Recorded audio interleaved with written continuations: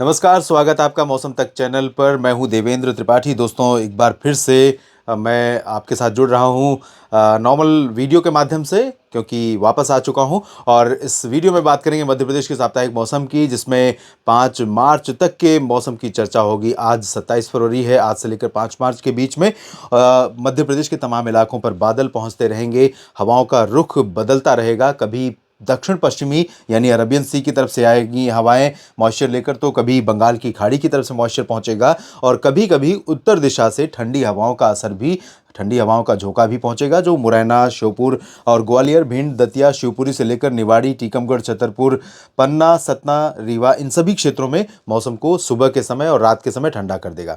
लेकिन बारिश की संभावनाएं भी कुछ दिनों में बन रही है। आपको बता दूं सबसे पहले कि 27 और 28 फरवरी के दिन तो पूरी तरह से मध्य प्रदेश में लगभग सभी जिलों में मौसम मुख्यतः साफ और शुष्क रहेगा।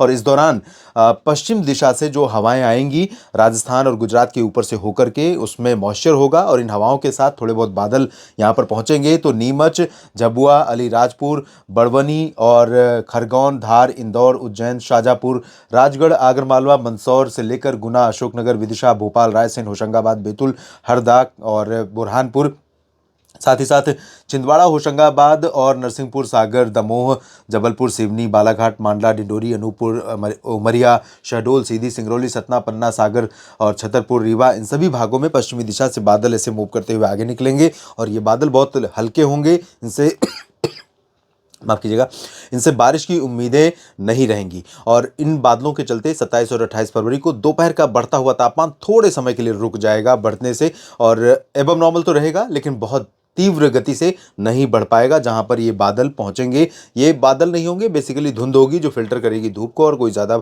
अंतर नहीं आएगा। लेकिन 1 और 2 मार्च को कुछ इलाकों में बारिश की संभावनाएं नजर आ रही हैं, क्योंकि उत्तर भारत में डब्ल्यूडी का इंपैक्ट रहेगा। मैदानी इलाकों पर भी काफ़ी बादल बनेंगे। तो यहाँ पर श्योपुर, मुरैना, भिंड और ग्वालियर, शिवपुरी, और इसके बाद छतरपुर, पन्ना, सतना, खजुराहो, इन भागों में, और इन भागों में कहीं कहीं पर बूंदें गिर सकती हैं 1 और 2 मार्च को, या कहीं पर हल्की वर्षा थोड़े समय के लिए हो सकती है निकलते हुए।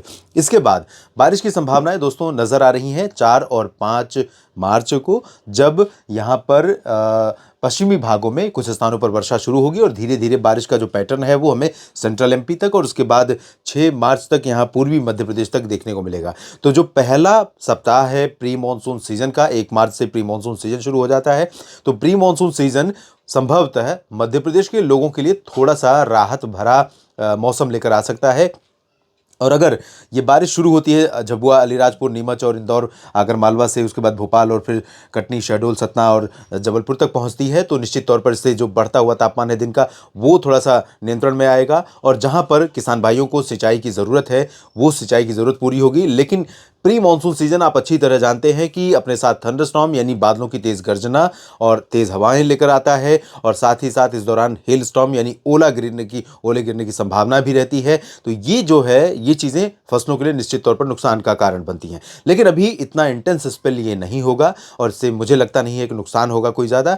अगर बहुत ज़्यादा जल्दी वाली फसलें जो मैच्योर हो चुकी हैं, जिनकी कटाई होनी है या कटाई हो रही है, चाहे चना, सरसों, मटर, गेहूँ या अन्य रबी फसलों की, तो उनको ज़रूर इस बारिश के मौसम से नुकसान हो सकता है। और क्या अपडेट होगा, लेटेस्ट और लाइव अपडेट, इसके बारे में मैं आपके साथ जुड़ता रहूँगा, आपको अपडेट करता रहूँगा वीडियोज़ के माध्यम से। इस प्लेटफॉर्म पर बने रहिएगा मौसम तक चैनल के साथ। धन्यवाद।